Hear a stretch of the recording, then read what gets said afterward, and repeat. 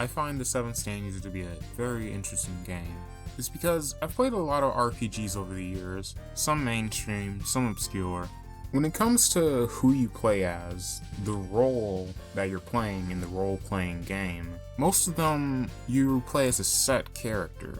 In order to appeal to the widest possible audience, it's common to have a protagonist that doesn't really have a voice of their own. They're blank slates you're meant to project onto. They're your lens into the game's world. They're not really meant to be their own person. They might get really popular, but in the end, people are only really celebrating themselves. And honestly, there's no problem with that. It's great to celebrate your achievements. The reason Pokemon Trainer Red is so hyped up isn't because he became champion, it's because you became champion. Collectively, the players. However, the 7th Stand User kind of diverges from this. It doesn't create an everyman protagonist that anyone can slip into the role of. It constructs its protagonist based off of the person playing. In a technical sense, by taking the quiz, there's possibly 18 different characters because it has 18 different stands with 18 different personalities. In a previous video, I talked a little bit about the stand evaluation. The system is based on the Enneagram personality typology. It's a model that divides us into 9 different types of personalities.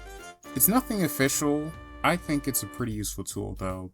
Whether you're trying to understand yourself or others or write characters or whatever else have you, it's pretty in-depth. And the more that I learn about the Enneagram types, the more research I do, the more I think Clayman is just absolutely a genius. Maybe I'm reading into things too much, but it feels like a lot of the things that I've come across just can't be coincidence. So I decided to do a deep dive on one of the stands, and maybe in the future all of them. In this video, I'm going to cover Adamant, its powers, its symbolism, and the personality of its user. The idea for this series was heavily inspired by Donnie Kluger, who made a video about Take On Me, a stand from the 7th Stand User 2.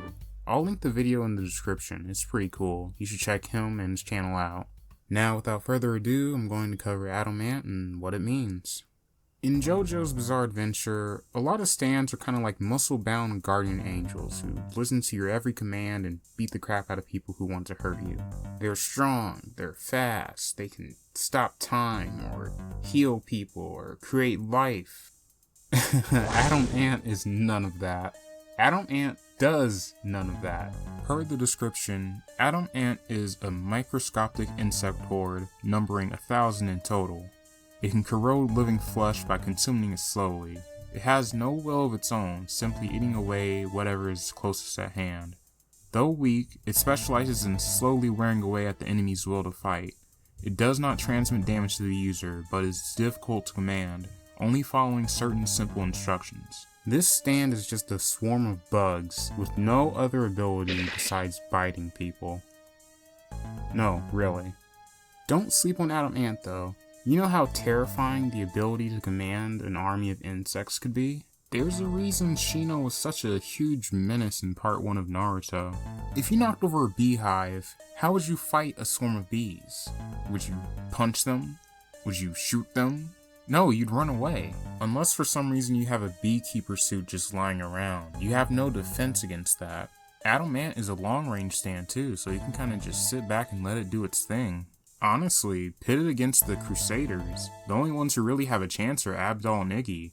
Everyone else is kind of screwed if you really used it to its fullest. Kakyoin does have the advantage with range, but if he sends out Hierophant in order to find the user to strike them directly, he leaves himself defenseless. I'm going to give him the benefit of the doubt and say he probably has the precision in order to defend against the insects with Hierophant's barrier, especially with the way he caught the lovers. But I believe that would just leave him on the defensive, so it'd be a stalemate more than anything. Let's say you started far away from Joseph, Jotaro, and Polnareff. If you sicked 1,000 of these bugs on any one of them, what could they really do against the entire swarm? We already know Joseph is straight screwed, so no point in discussing him. Polnareff and Jotaro are both extremely fast, but even they have their limits. Though I will note that between the two, Polnareff likely has the advantage. For one, he has a weapon. or Silver Chariot does anyway, so it can keep them away from its main body and reduce the damage that it takes. Besides that, it could take off its armor and just cover way more ground. Jotaro though, I'm not sure. Even with 2 to 5 seconds of time stop, I'm not sure if Star Platinum could destroy all the bugs. It'd be kinda like dealing with the barnacles of Dark Blue Moon, except they'd be even more annoying and flying around him, and there's even more to deal with. Insects aren't really something you can just square up against. Bugs are small, subtle, they can get into places you really don't want them in. You go in to punch the user of Adamant and some of the insects rub off on you and they start crawling into every orifice of your body. There's just not really much you can do about that. Again, the stand is very weak, but I doubt it's weaker than any actual insect. And if you have 1,000 of any kind of bug crawling all over you, you're not really going to escape that situation unscathed, especially when each bite from each insect is slowly whittling you away to nothing. Overall, it's hard to control, weak, not very flexible, but in this case, quantity beats out quality. Like many JoJo stands, despite its many weaknesses, it has its niche to fill. It's kind of fun to think about what it might be capable of in a realistic sense, and it's a very short, sweet, and simple stand, but Jotaro himself said it, sometimes simple is best. But while the stand may seem simple, the user is anything but. The personality evaluation of Adamant calls the user a hard worker who is always on the move. You're humble and mature. However, you're insecure, fearing rejection more than anything, and are neurotic and methodical to an obsessive degree. You avoid conflict to the utmost extreme, and are receptive and compassionate. The author notes go on to describe the user as a pacifist. That's why Adamant isn't really a powerhouse. In fact, I'd say the only stand weaker than it is probably Miracles. The stand's almost self-defeating in a way. Its only useful trait is destroying, but it's not really made for fighting. The features of this stand and the user's personality were done very intentionally. Going back to the Enneagram, it's based on Type 9, or the Peacekeeper/Peacemaker. Each type has a core motivation that drives all their actions. For Peacemakers, it's right there in the title. They just want peace. They want everyone to get along. They don't want issues. They don't want to cause issues. They don't want to participate in issues. Even if it involves getting hurt, making a sacrifice, they'll do anything to just return to peace. Peace, peace, peace. They want inner peace within themselves, but they also want outer peace between other people. And to be more specific, they may feel a compulsion to do that, to sort of fix things around them. Clayman specifically describes Adamant as a 9-winged 1. Type 1s are known as perfectionists, but I like to call them the reformers because anyone can be a perfectionist. The specific combination of 9-winged 1 is usually known as the dreamer, someone who thinks a lot about how the world should be and tries to work towards making reality match their dream. Now, the person themselves may just be a humble person that just wants the simple things in life. They don't really care about having anything like riches, fame, but deep down, they have a grand, greater purpose that they kind of want to fulfill. Think about how Thanos, after he snapped away half the universe, he spent all these years collecting the Infinity Stones to complete his grand plan. And then, after he was done, he just retired to a farm. Now, a more positive, less omnicidal example is probably the tale of Cincinnatus. Lucius Quintus Cincinnatus was a patrician, one of the ruling classes of Rome, but he retired to a simple farming life. However, when Rome was being attacked, the Senate came to him and nominated him as dictator on the spot. Immediately after the attackers were repelled and the day was saved, he just gave up his title of dictator and returned to his farming life. There's also a similar story with George Washington, first president of the United States. For the longest of times, it wasn't law for the president to only be able to serve 2 terms. It was a tradition because George Washington served 2 terms and he really could have served more if he wanted to, but he just didn't feel like it. Adamants are incredibly driven by duty. It can be any form of duty, really. It doesn't necessarily have to be civic. It could be a duty to themselves, a duty to others, a duty to God. Clayman herself compares the user of Adamant to Enrico Pucci, the main villain of Part 6 Stone Ocean. Are we the baddies? I know what you're thinking. Isn't it weird that Adam Ant, just this humble kid, is being compared to two different universe-altering villains? The Enneagram isn't necessarily a judge of character. It's a judge of your core desires, your core motivations, and your core fears. We already know that the core desire, the core ideal of the Peacekeeper is peace. Now, what are the core fears? What if they take a wrong turn down a dark path? Well, like stated before, Adam Ants tend to be extremely adverse to any form of conflict. This avoidance might come from an upbringing where they needed to hide themselves in some way, leading to emotional withdrawal. It could be some form of neglect, some form of abuse, having their thoughts and feelings ignored by others, or maybe being ostracized for them. Whatever it may be, they eventually learned that voicing their thoughts and feelings would lead to conflict, rejection, or confusion with or from other people, so they ended up hiding a lot of things about themselves. They learned to dissociate from their own needs and focus on the needs of others instead. Now, this fear of conflict can ironically wrap back around into being a sort of stubbornness. Whatever you're going to do! Look, it's my call. I'd gladly show you my true power if I thought you'd return the favor. But no! While you sit there controlling yourself, I'll acquaint your friends with the privilege. No!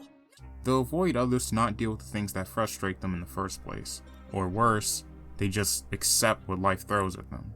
Rather than go through the trouble of talking about what bothers them, they'll silently endure their pain and be passive-aggressive about it. It's something I can heavily relate to.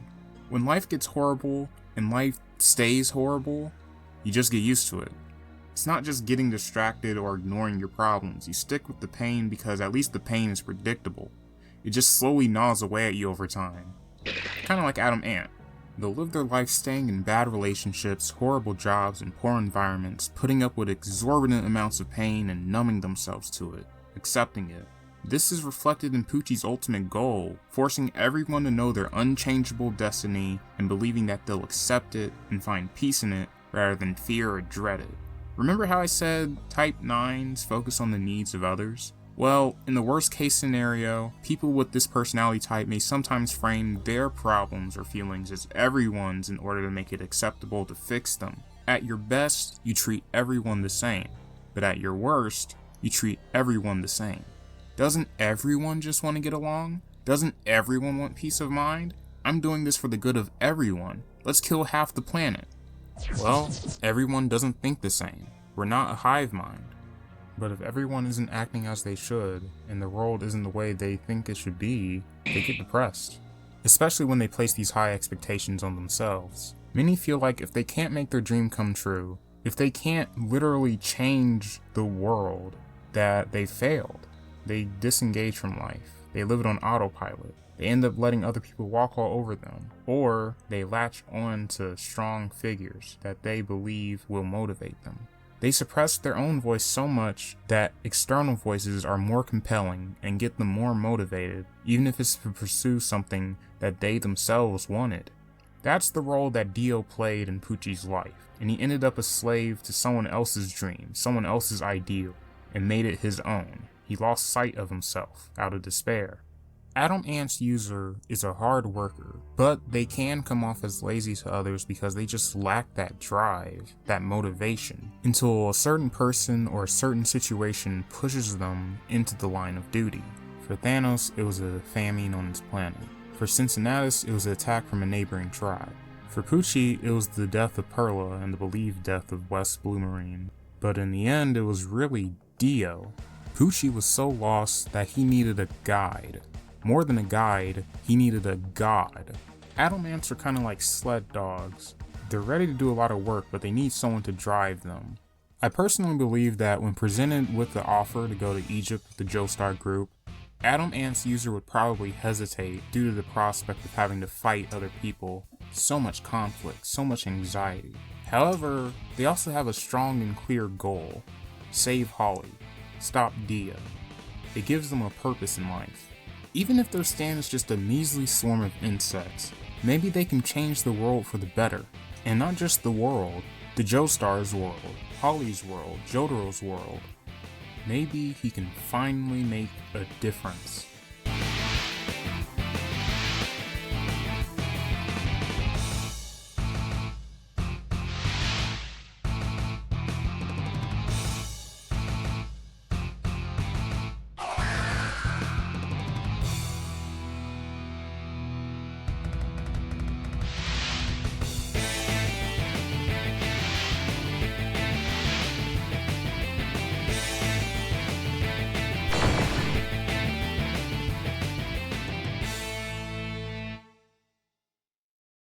I'll end this off by talking a little bit about the musical references that went into making Adam Ant. The stand is named after Stuart Leslie Goddard, aka Adam Ant. He's a punk musician who became famous for songs like Prince Charming with his band Adam and the Ants, until he went his own way and he made a solo career. Despite being very loud, flamboyant, and showy on stage, off the stage he's really down to earth. He didn't really live up to the title of sex, drugs, and rock and roll. At least not the drugs part. That's partially the reason Adam and the Ants disbanded. Adam Ant struggled with his mental health and he didn't want to play into those kind of vices. He wanted to make clear that his identity on the stage was completely different than his identity off the stage. Being a rock star wasn't really a lifestyle for him.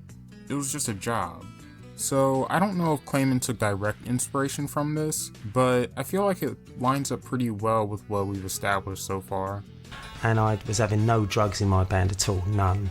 And unfortunately, drugs did creep into the band at the end, and that's when I got rid of them. And then I went solo. I didn't want to split Adam and the Ants up, because it's my baby, but it's a physical thing, rock and roll.